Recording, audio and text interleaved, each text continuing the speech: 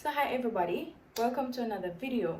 In this video we're going to look at January 2021 exam paper. Alright, Csec to be more specific. Now we're looking at question 2 and part A asks us to factorize 12n squared minus 4mn. Now of course when you're going to factorize, in this instance you have to use the highest common factor. Alright, so we're going to look at the coefficients first, which is 12 and 4, and we're going to find the HCF, right? After that, we're going to look at the variables. So according to this, 12 and 4, the highest common factor would have been 4, and the common variable in this case would have been n. So when I factorize, we're going to divide throughout by 4n. That means we're going to divide the first term by 4n as well as the second term by 4n. So let's look at what remains. So 4 into 4 goes 1, 4 into 12 goes 3. This n will cancel only one of this because this is 2 n's. So this will just leave 1. For this one now, 4 into 4 goes 1, n into itself, and n into itself. So the only thing that remains here is 3n minus n. And that's it for part A. Now let us look at part B. Alright, for part B now, they're asking you to show that x divided by 1 minus x minus 4x is equal to x open bracket 4x minus 3 close bracket all over 1 minus x. So basically what we're going to do, we're going to simplify what is on the left so that it looks like what is on the right. Alright, so let us jump right into it. So I'm going to put 4x over 1, and then we're just going to work it like how we work regular fractions. So if we're adding or subtracting two fractions, normally we'd find, if the denominators are different, that is, we find the LCM, right? So we're going to find the LCM. So we're going to find the LCM of 1 minus x and 1. So the LCM should be a number or a variable or a mixture of numbers and variables that both the denominators can go into. So according to this, it's going to be 1 minus x because 1 can go into anything. Alright? So let's go. 1 minus x into 1 minus x, of course, will go 1 time. So it's going to be 1 times x, which gives us x. Alright? And then 1 into 1 minus x will go 1 minus x times. Alright? So we're going to use this term here, and we're going to take the negative into consideration, and we're going to multiply the bracket. So this is what we have. Minus 4x times 1 minus x. This is what we're working with. So we're saying that minus 4x is going to multiply the first term, and minus 4x is also going to multiply the second term. So let's go. Minus 4x times 1 will give us minus 4x. And minus 4x times a negative x will give us a positive, because negative times a negative equal positive. So that will give us positive 4x squared. Alright? So I'm going to write that here. So it's going to be minus 4x plus 4x squared. Alright? Let me just erase this for now. So now we're going to simplify the numerator. When we simplify the numerator now, I can operate on these two terms because they are like terms, right? They have the same variable, and the variable consists of the same power. Now, this would not be considered a like term because the power is different, all right?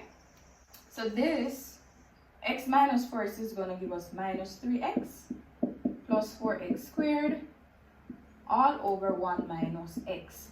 Now, once we reach this stage, we're going to factorize the numerator. So when we factorize the numerator, we look at the coefficients and realize that, okay, the coefficient, negative 3 and 4, the only number that we can use to divide into those two without leaving a remainder is 1. Alright? When we look at the variable now, we can use x. So it's going to be x into minus 3x, we'll just leave it with the minus 3, plus x into 4x squared, we just leave us with 4x. All over 1 minus x.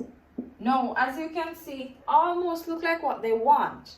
However, all we need to do now is just to change the order in which they are. So when I change the order now, we're going to have, this is what we're going to have, x into 4x minus 3 all over 1 minus x. And that's it. Now it looks like what we want it to look like. Right? So once you reach this stage, the question is completed.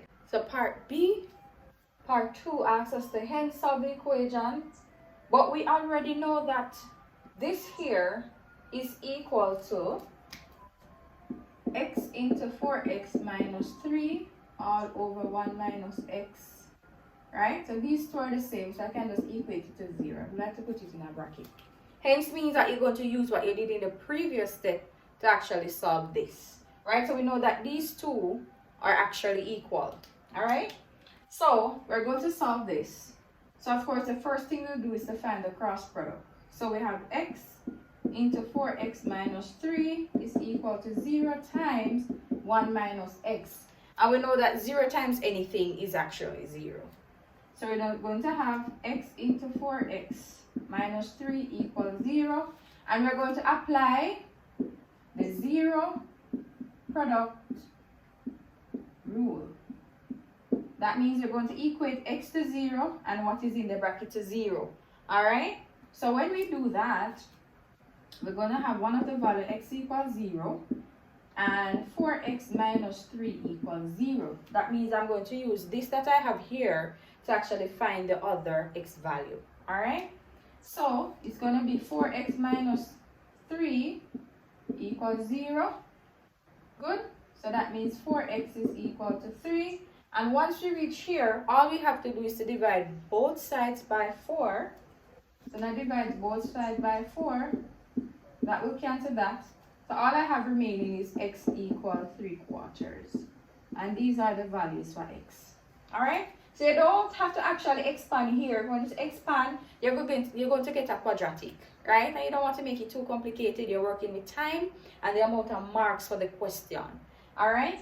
So you just equate these two to 0 because we are applying the 0 product rule. And you should end up with 0 and 3/4. And that's it. So part C asks us to make v the subject of p equal root of 5 plus vt.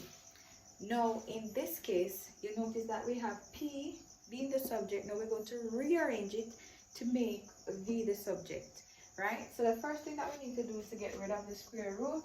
So I'm going to square both sides, which is the inverse of finding the square root. So I'm going to square both sides.